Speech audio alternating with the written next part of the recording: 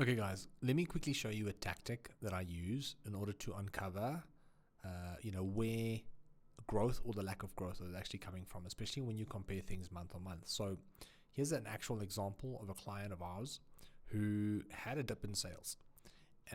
So they grew quite nicely, and in August they had a dip in sales and dip in revenue overall. So not just actual transactions, but also revenue. And what happened was they always speculate. Like usually we assume we know why our revenue is down. So we'll be like, oh, I looked at the Facebook ads and the cost per acquisition is a little bit up, or my ad account was disabled for like 2 days, so that must be it. Or it was a situation where my Google ads was all over the show. I launched a new Google ads campaign, it just didn't work. Like we usually make our own assumptions, but essentially the data needs to guide you, and let the data guide you and tell you what to do. So what I mean by that is that they went into a panic and they had their reasons for why it didn't work, and they blamed social. They said we do Google and social and email and everything, but they said no, social was the problem. Like we need to focus on our social campaigns. So here is a classic example on why you should look at the data and then make strategic decisions from there. So they do about 367,000 Rand in revenue in August.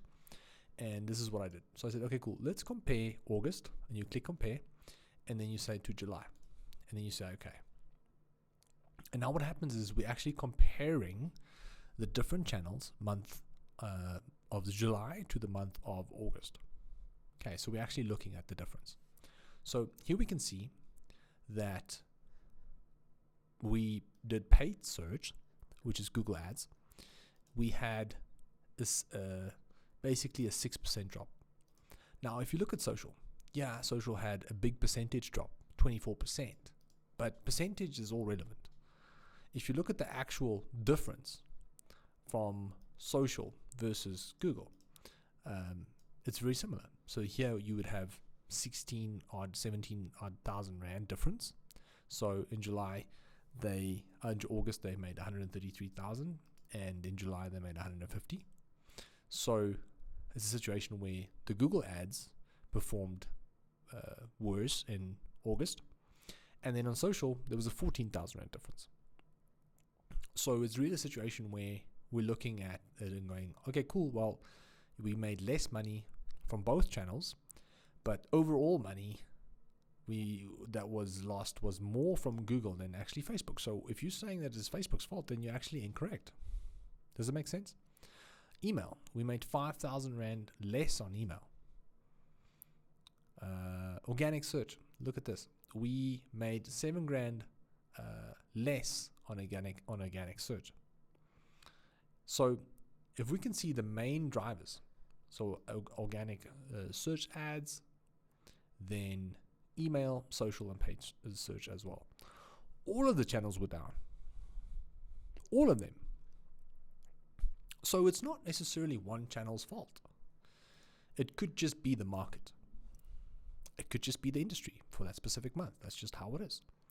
And the reason, we didn't want to go into a massive panic is because look at how they're doing this month. So if we have to look at September, let's just compare August. Sorry, this is incorrect. June. I want this to be August. And I want this to be September to the 21st. Correct. Okay, so now we're comparing September 1 to 21st to August 1 to 21st. Everything is up again. So we've got paid search that's up by, literally, 60,000 Rand. We get social that's double, almost. So an extra 20,000 Rand has been made from social. So we were down 14,000 Rand last, but now we're up 20 grand from social. Email is looking much better. And organic is looking a bit better as well. So this month, all the channels are up again. So there's no specific channel that you can blame. But often, if you have a dip in revenue, this is where I come. I come to channels and I compare. And I actually see which channels, was there a difference in a specific channel for the month that we had that dip? if all the channels stayed stable and one specific channel had a dip, then it might actually be that specific channel that caused that dip in revenue. And this is why I love acquisition traffic channels, because you can actually see what has caused the dip in some way, shape, or form, and then you can give that specific channel the necessary attention it deserves in order to try and fix that leaky hole that you have in your bucket. So that is just a tactic that I use. I hope this tactic helps. I'll see you guys in the next video.